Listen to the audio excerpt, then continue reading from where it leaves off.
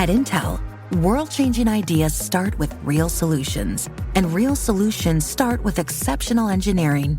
The quantum computing revolution, the next generation of AI experts, the renewable energy grid, early diagnosis for cancer. The examples are countless, the impacts are endless, but the foundation is always the same. It starts with Intel. Learn more at intel.com/stories.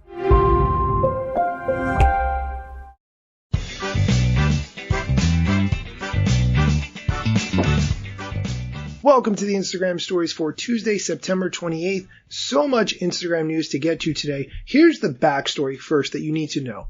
Over the past week or so, I've been talking about the Wall Street Journal's reporting, which they've referred to collectively as the Facebook files. The Wall Street Journal has put together a characterization showing that the Facebook and Instagram teams respectively knew the damages that the platform has been causing, and that it's been uncovered through research studies that they've funded, but that the team at Facebook and Instagram has chose to ignore the research that has been presented to them.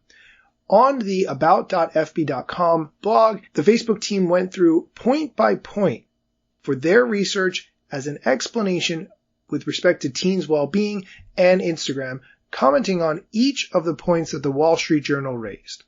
The fact that the Facebook and Instagram team worked so hard to rebut each one of the points that the Wall Street Journal makes says to me that, in fact, the Wall Street Journal's reporting has touched on a very, very sensitive but accurate point that cannot be understated. For instance, and I'm just going to pick one as an example, the Wall Street Journal said, quote, repeatedly, the company's researchers found that Instagram is harmful for a sizable percentage of young users, most notably teenage girls. We make body issues worse for 1 in 3 teen girls, said one slide from 2019 summarizing research about teen girls who experience the issues, end quote. On the Facebook blog post, they go in depth with respect to explaining that slide, along with slides that the Wall Street Journal did not publish. On the slides that were not published, which Facebook is now sharing on their blog, that slide shows that Instagram helps many teens who are struggling with some of the hardest issues that they face. The slide lists 12 issues that teenagers would face, including eating issues, loneliness, anxiety, and sadness. Teenage girls said they experienced those challenges were more likely to say that those challenges were made better by Instagram instead of worse, except for the category of body image.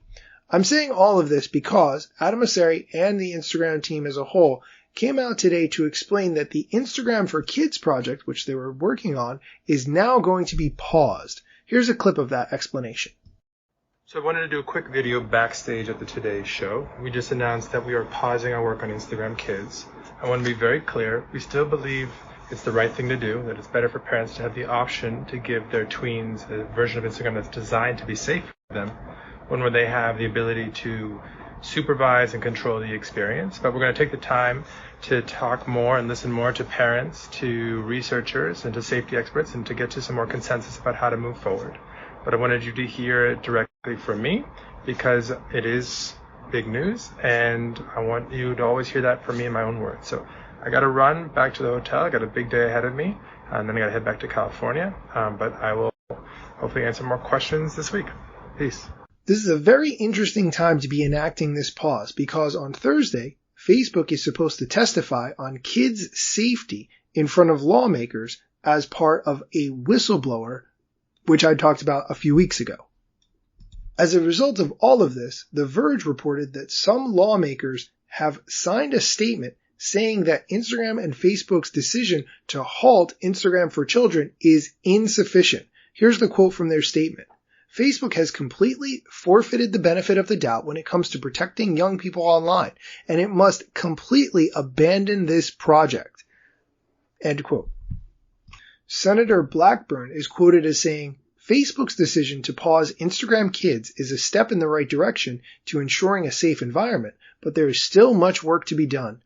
Big Tech's pattern of choosing profit over the well-being of young users is extremely concerning, and we must hold them accountable. End quote.